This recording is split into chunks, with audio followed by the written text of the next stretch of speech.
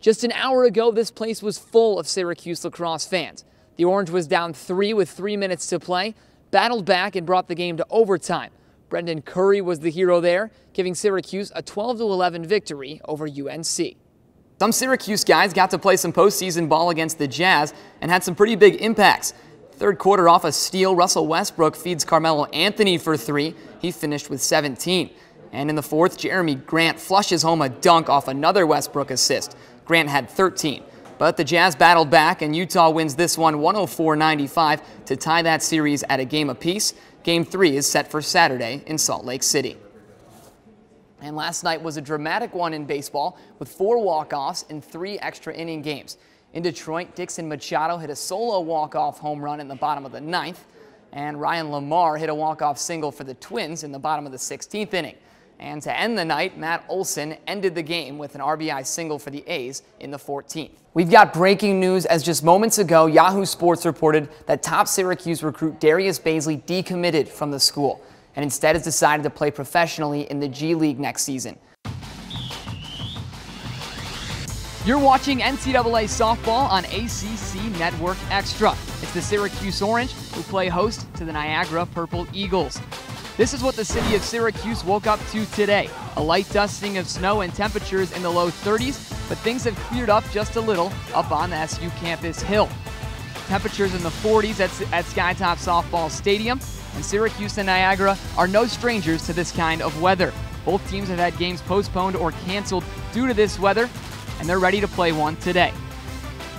Hello everybody, welcome to Skytop Softball Stadium. I'm Michael Lehr alongside Zach Staten. Zach, these two teams offensively doing pretty well this year, and it starts with production from some of the youngest on the squads. Well, for the Syracuse Orange, Gabby Turan has been a great start for her freshman career. She's hitting .296 and has 3 home runs on the season. She'll bring some power to the lineup. For Niagara, Kendall Watkins is a cerebral hitter. She's hitting .290 for the season, and Coach Brazan said she likes to expect a little bit more out of herself, so expect her to maybe be a little more aggressive today, although she will be very smart at the plate. Turan, Watkins, and the weather, 3 of the biggest factors in this one as we get set for first pitch.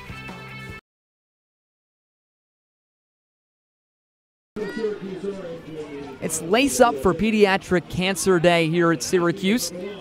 As you see the Syracuse women rocking the yellow shoelaces in the cleats and in their hair to support awareness and fundraising for pediatric cancer.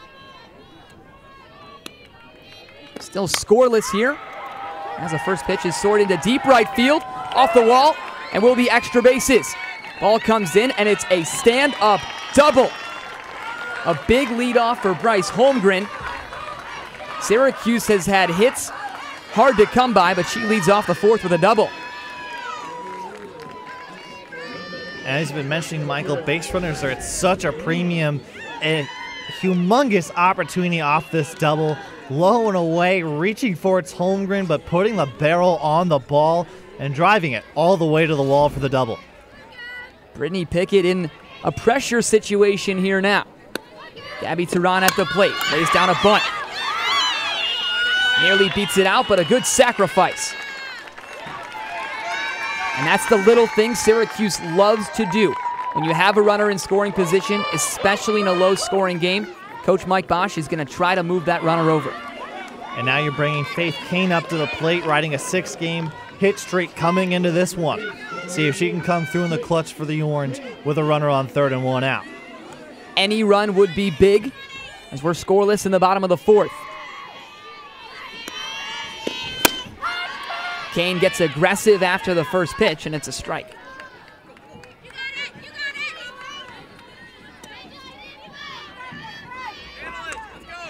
The senior enjoying senior weekend, looking for her 7th RBI of the season. Aggressive again at the 0-1, so Pickett in that comfortable 0-2 count. Kane really wants to knock in a run to open up this game. And Katie Bailiff knows how important this at-bat is. Those were 2 strikeout-esque fist pumps. Dribbles this one to the left side. Runner's going to come home, and she's safe. Syracuse takes the lead. A dribbler off the bat of Faith Kane, but Bryce Holmgren comes home to score. With such great pitching, coming through with 2 strikes was going to be paramount in this one.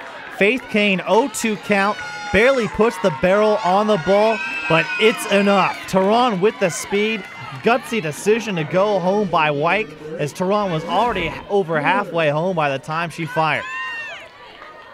Trying to salvage a scoreless game that's now open at 1-0. Syracuse leads. Still just one out for Miranda Hearn. Catching the inside corner there. As Pickett's bouncing back.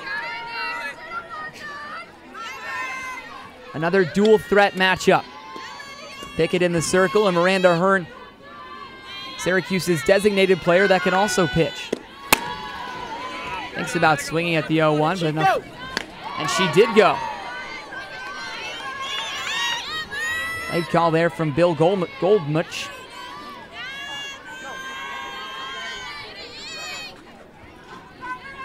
Brittany Pickett ahead with an 0-2 count. Smart eye there for Miranda Hearn to watch that one just miss. And Pickett, despite giving up the runs, sticking with the strategy. 0-2 count, throw blown away, set up something else. 1-2 just missing outside. So Pickett really trying to paint that outside edge of the plate with a runner on first to get that second out.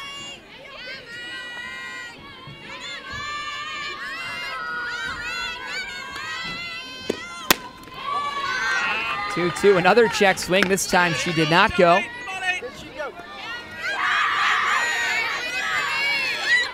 So the count runs full.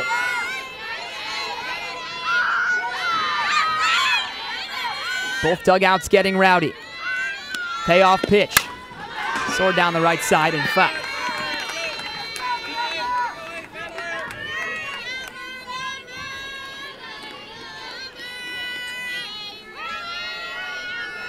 Miranda Hearn, a player that Coach Bosch says takes the opportunity to learn from everyone in the lineup.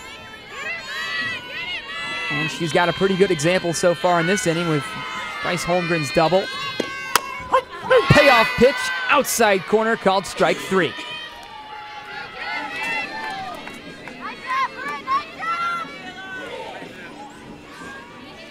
And Hearn expressing her frustration on that one, just standing at home plate right after, and the classic eye roll when disagreeing with the umpire. We've seen that before in softball. Pickett not afraid to try to paint that outside edge no matter what the count is or what the call might be. Michaele fouls off the first pitch. It's an opportunity to extend an inning where Syracuse broke open the score.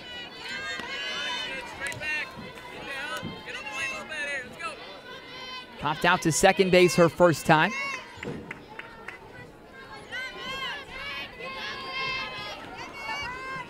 Freshman getting a lot of experience here at Syracuse.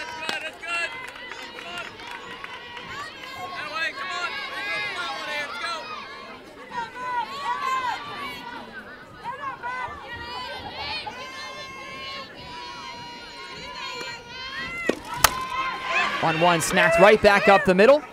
A nice play made there by Parkinson to flip the ball into the bare hand of Taylor White. Syracuse breaks open the scoring in the fourth, and it's a 1-0 ball game headed to the top of the fifth.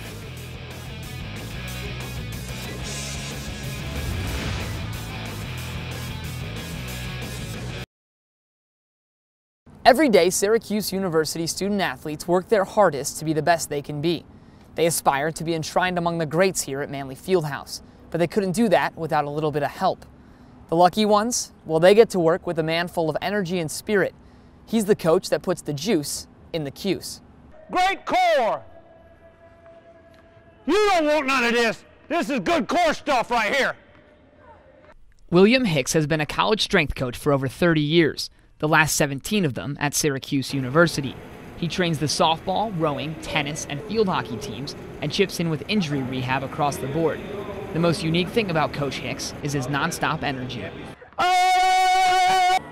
And the way he gets that energy is even more unique. I get up about 4:30, 4:45, and I go to a Speedway. It's like a little convenience store, and I sit there and wait for them to turn the lights on because they don't open until 5.